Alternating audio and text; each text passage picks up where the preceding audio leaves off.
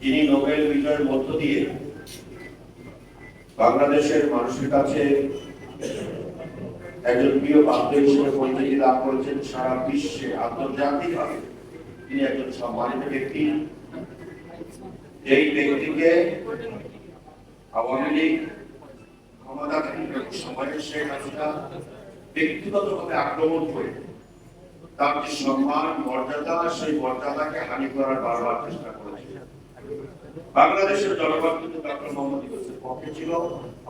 আমরাও কিন্তু বাংলাদেশ জাতীয়তাবাদী দলের নেতা কর্মীরা বিভিন্ন সময়ে তার বিরুদ্ধে যে সমস্ত অন্যায়, জুলুম, হয়রানিমূলক মামলা হয়েছে তার বিরুদ্ধে কিন্তু আমরা সবসময় সোচ্চার ছিলাম। ডক্টর মোহাম্মদ ইউনূসের কাছে আমাদের সবচেয়ে বড় প্রত্যাশা হচ্ছে আপনি এবং আপনার সরকার এমন কোন কাজ করবেন না যেই কাজের মধ্য দিয়ে আপনাদের কোন রকমের দুর্নাম হতে পারে। কারণ আমাদের ভারপ্রাপ্ত চেয়ারম্যান জনাব তারেক রহমান সাহেব একাধিকবার বলেছেন যে এই সরকার রক্তের মাধ্যমে অর্জিত সরকার, এই সরকারকে ব্যর্থ হতে দেয়া যাবে না। এই সরকারের কোন দুর্নাম হোক সেটা কিন্তু আমরা চাই না।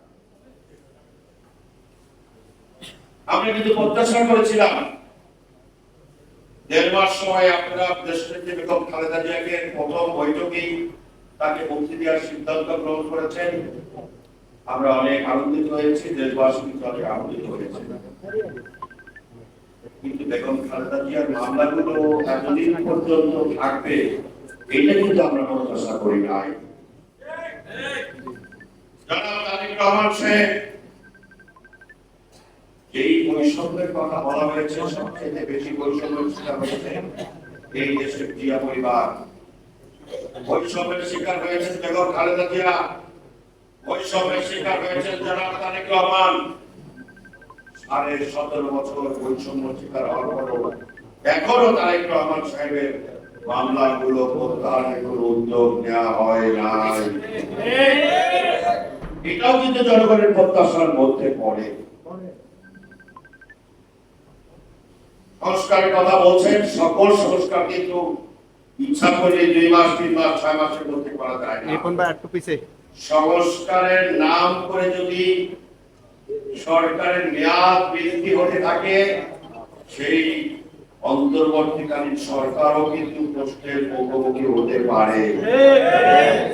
আমরা চাই না অন্তর্বর্তীকালীন সরকার ডক্টর মোহাম্মদ ইউনূসের নেতৃত্বে যে একটি সুশীল, একটা ভদ্রচিত্ত যে উপদেষ্টা মণ্ডলী আছে তাদের গায়ে কোনো প্রশ্নের আঁচল লাগুক, সেটা কিন্তু আমরা চাই না।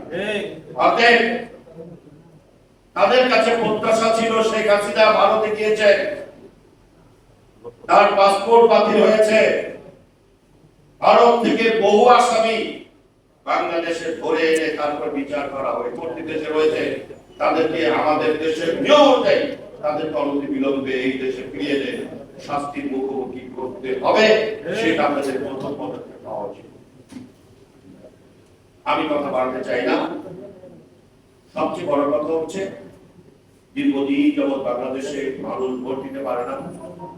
দীর্ঘদিন এই দেশে গণতন্ত্র অনুপস্থিত। বাংলাদেশের মানুষ যদি সুষ্ঠু নিরপেক্ষ নির্বাচনের মধ্য দিয়ে ভোট দিতে পারে, একটি সুষ্ঠু নিরপেক্ষ নির্বাচন করার জন্য যতটুকু সংস্কার প্রয়োজন ততটুকু সংস্কারই আমরা প্রত্যাশা করি।